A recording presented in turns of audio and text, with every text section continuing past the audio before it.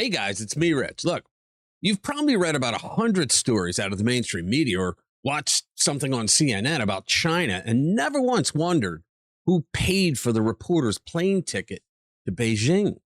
Well, what if I told you that dozens of America's so-called most trusted journalists took free trips to China funded by an organization tied directly to the Chinese Communist Party?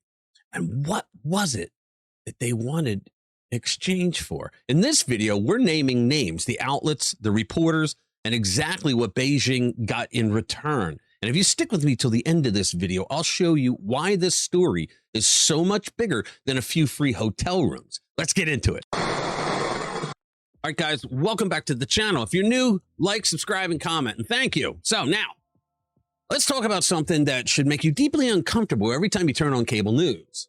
For years, foreign policy experts have warned us that China doesn't need tanks to win a war with America. It just needs narratives.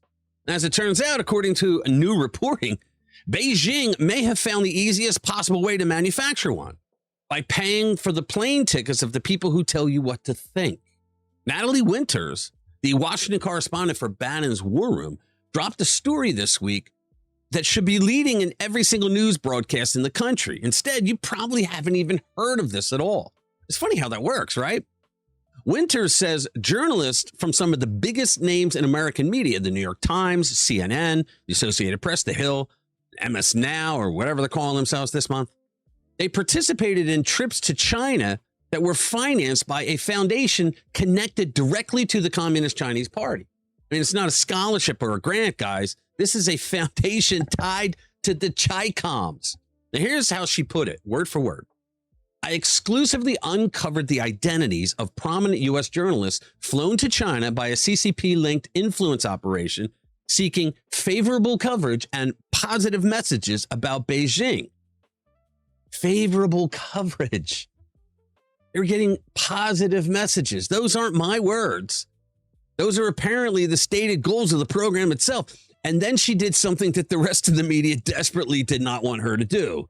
She named names, and some of the names include Ezra Klein, New York Times columnist, Matthew Iglesias, Vox co-founder, Ronald Brownstein, CNN senior political analyst, Bradford Plumer, New York Times reporter, Marjorie Miller, former Associated Press vice president, co-founder of Fox. Holy cow. It goes on. Steve Clemens, former The Hill editor-at-large. David Rode, MS Now, senior national security reporter. Having his plane tickets paid for by the Chi-Coms to go to China to give them favorable coverage. Jonathan Alter, NBC News and MSNBC political analyst. David Sweeney, former NPR managing editor. You paid his salary.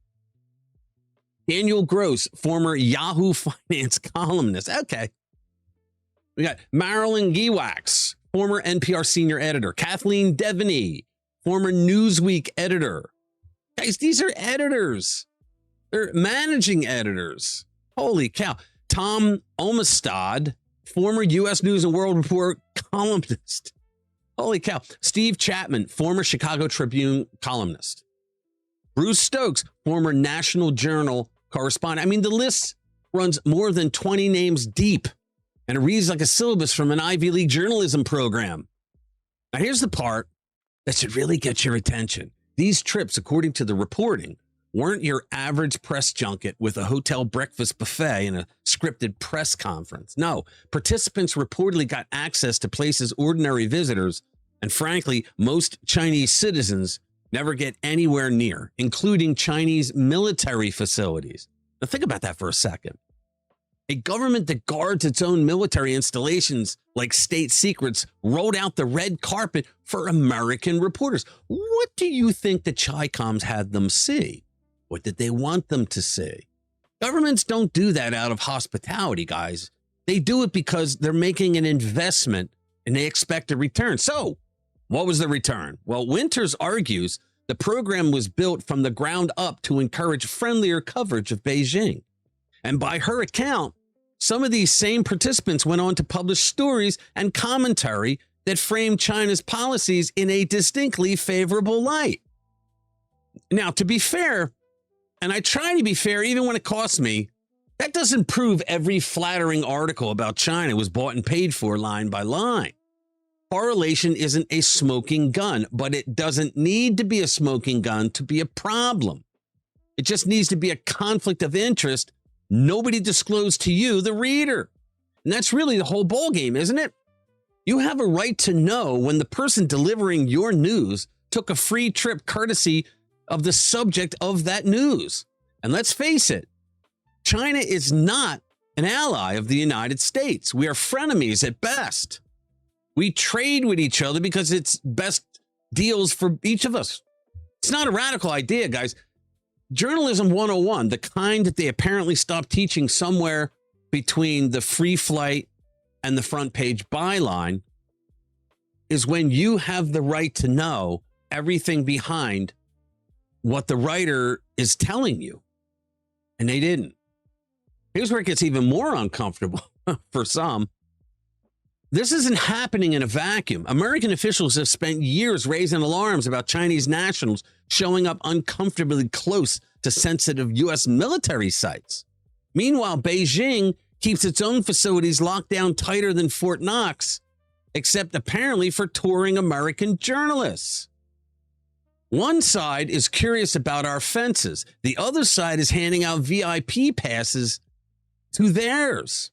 Think about it. And nobody in the White House press corps seems to think that's worth a follow-up question. Winters also ties members of the Biden administration to this relationship-building effort, which raises an even bigger question. How far up did this go? And did anyone in Washington actually understand what Beijing was trying to build here? Was this mentality created because China bought the Biden family through Hunter? I mean, it was reported, $31 million? The Biden family, Biden Crime Inc. family got? Or did they just wave it through because it looked like harmless cultural diplomacy? Because here's the thing about influence operations that actually work. They don't hand you a script. China doesn't need to write the headline. It just needs to build the relationship, fund the trip, and control what you see and don't see along the way. Access becomes goodwill. Goodwill becomes a favor returned 6 months later in an op-ed. Nobody thinks to double check. I remember some years ago when the same news outlets got caught accepting like full page ads from China that were really nothing more than propaganda stunts. So that's how it works. It doesn't come dressed like propaganda. It comes dressed like a business class seat and a friendly tour guide. So here's what should happen next, and I'll say it plainly. Every organization named in that story, the Times, CNN, the AP, The Hill, MS Now, owes their readers a full accounting. Who went, who paid, what strings, if any, were attached. You're not going to get that last part easily. And whether any of these reporters later covered China without ever telling you that they'd taken Beijing's money for the trip. Until they answer that, I wouldn't hold your breath. A healthy amount of skepticism isn't just justified. Guys, it's required. You shouldn't have to guess whether a story was an adversarial foreign government shaped by a favor that government handed out first. Now, here's the bright side of all this, because there is always one. Stories like this only see daylight because of independent journalists, the kind operating outside the legacy media's comfort zone, and are still willing to ask the questions the big outlets won't ask about themselves. Are they not asking it about themselves because they're on the take with much more than just China? That's not a small thing, guys. That's the whole system working exactly the way it's supposed to. The gatekeepers don't get to grade their own homework anymore. And that should give you real hope about where this story goes from here. So tell me what you think about this in the comments below. I want to hear from you. Thank you for watching. I'll see you in the next one. I got saved in the